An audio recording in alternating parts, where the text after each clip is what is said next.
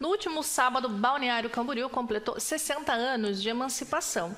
E um documentário que vai ser passado hoje no Teatro Bruno Nitz vai falar não só sobre os 60 anos de emancipação, mas também sobre os 200 anos de história da cidade. Está aqui para conversar com a gente a diretora desse documentário, Fabi Ismânia. Seja muito bem-vinda, Fabi. Muito obrigada, muito bom estar aqui. Daí do outro lado, né, é diferente.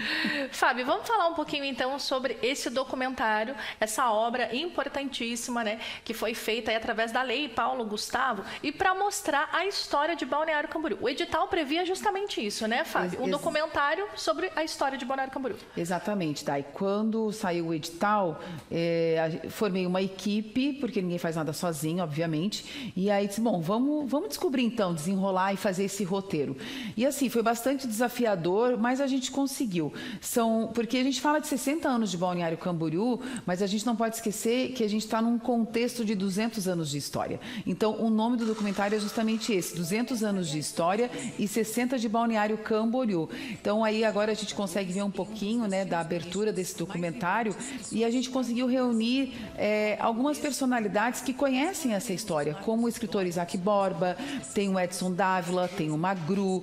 Então, a gente conversou e toda uma equipe por trás, a gente conseguiu fazer uma linha cronológica, uma linha do tempo, porque é difícil você reunir e principalmente pincelar os principais fatos até chegar na emancipação. E eu te confesso, assim, eu fiquei sabendo de muitas histórias e eu tenho certeza que muitas pessoas que estão aqui em Balneário Camboriú, que não são de Balneário Camboriú, mas adotaram a cidade, não conhecem a história de Balneário Camboriú. Então, é uma grande oportunidade.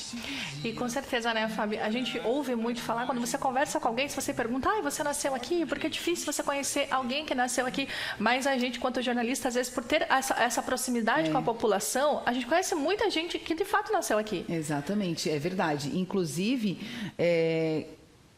um dado interessante da história de Balneário é que começou na Barra. Mas quem chegou na Barra veio através da Praia Brava, que hoje pertence a Itajaí. Então, os primeiros moradores da Barra, eles vieram da Praia Brava. Isso eu descobri no documentário.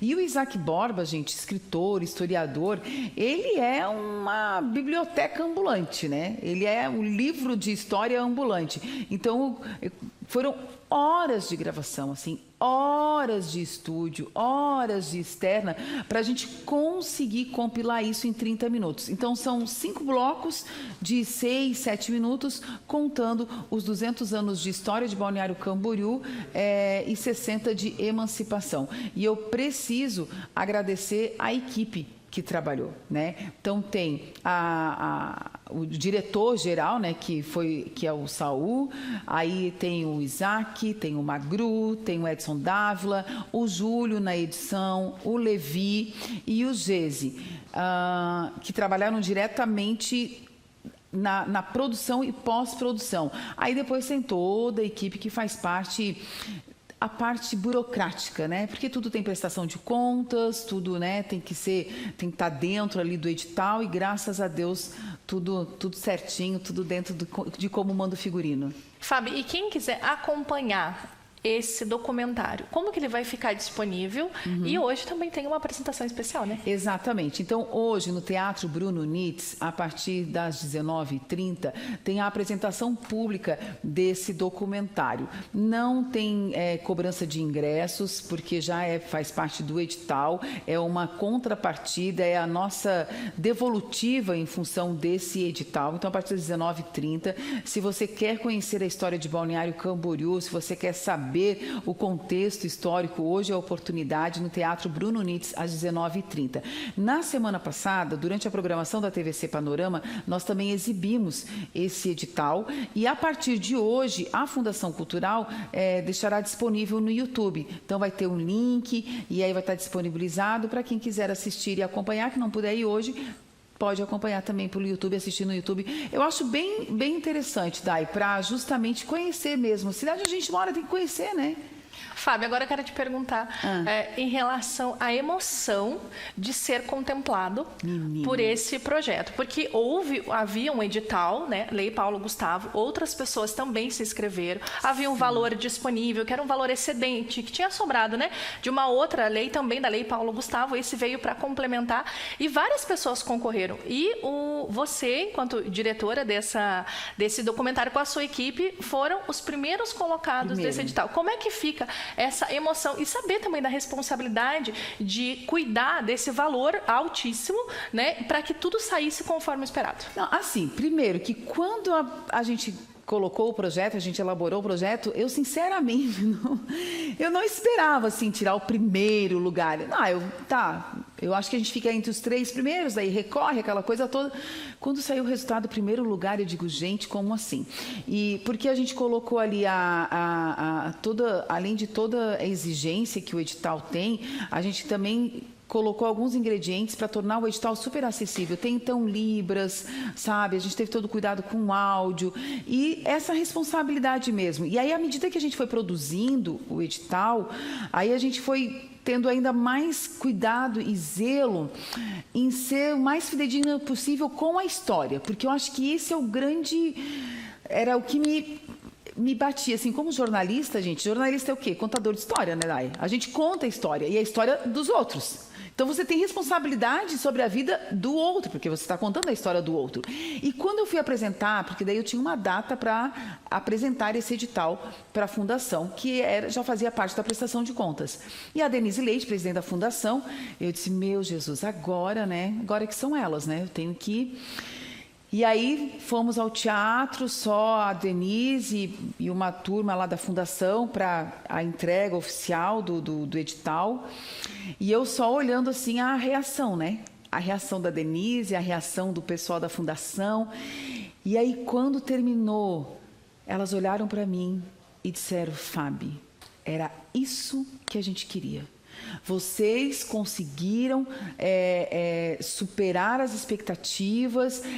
Esse era o material que nós esperávamos, porque quando a gente lança o edital, palavras delas, a gente tem uma expectativa e vocês conseguiram suprir a expectativa, alcançar essa expectativa, e é isso que o município precisa. Tanto que eles querem, então, com uma programação, já estou aqui dando um spoiler, de levar para as escolas, para os alunos, para os professores de história, para os vereadores, que muitos vereadores se elegem aqui, mas não são daqui, não conhecem a história, e também para a Câmara de Vereadores de Camboriú, porque realmente a gente conseguiu compilar a história de Balneário Camboriú. Então está aí o convite. Hoje, no Teatro Bruno Nitz, vão com a gente. Tem aí, ó, tá aí o cartaz, Dai.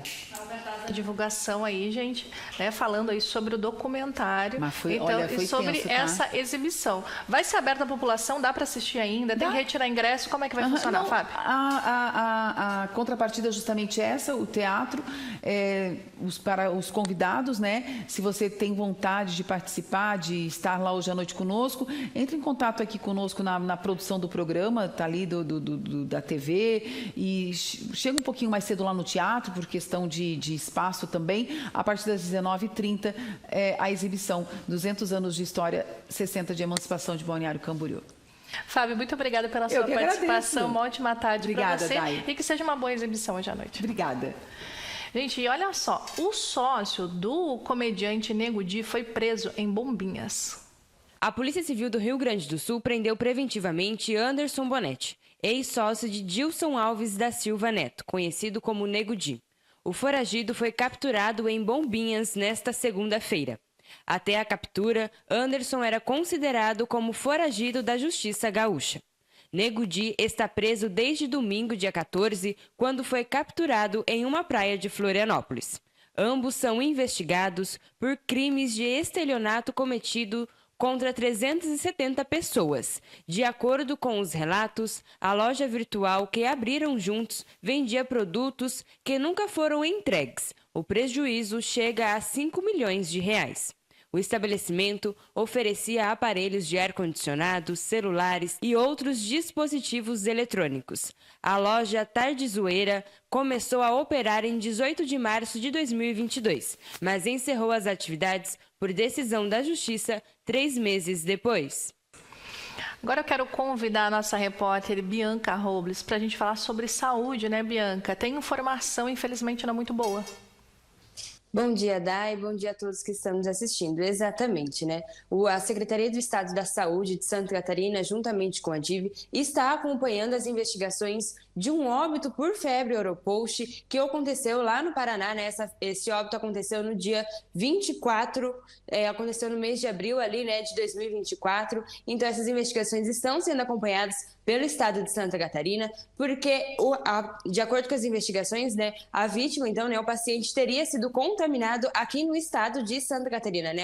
O paciente teve uma viagem aqui para o estado e logo após voltou, então, né, já com a doença e depois aconteceu, então, este óbito. Então, está sendo investigado se realmente este óbito é por febre Oropost. Santa Catarina não tem nenhuma outra investigação por febre Oropost, né? Apenas casos confirmados, né? Santa Catarina já está com 140 casos confirmados da doença. E os municípios que mais registraram casos, né, são Luiz Alves, com 65 casos, Botuverá, com 35 casos e Blumenau, com 9 casos. Nós também vamos continuar aí acompanhando as investigações e ver se realmente vai ser confirmado este primeiro óbito, então, né, por febre Oropost aqui no estado de Santa Catarina.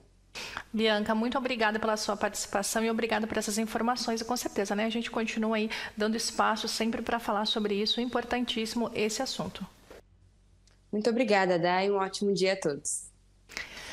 E o DIC de Balneário Camboriú resolveu uma situação aí, fez uma operação, gente, que tem chamado muito a atenção em Balneário Camboriú, que é o roubo de relógio de luxo, porque havia uma quadrilha especializada nesse tipo de roubo.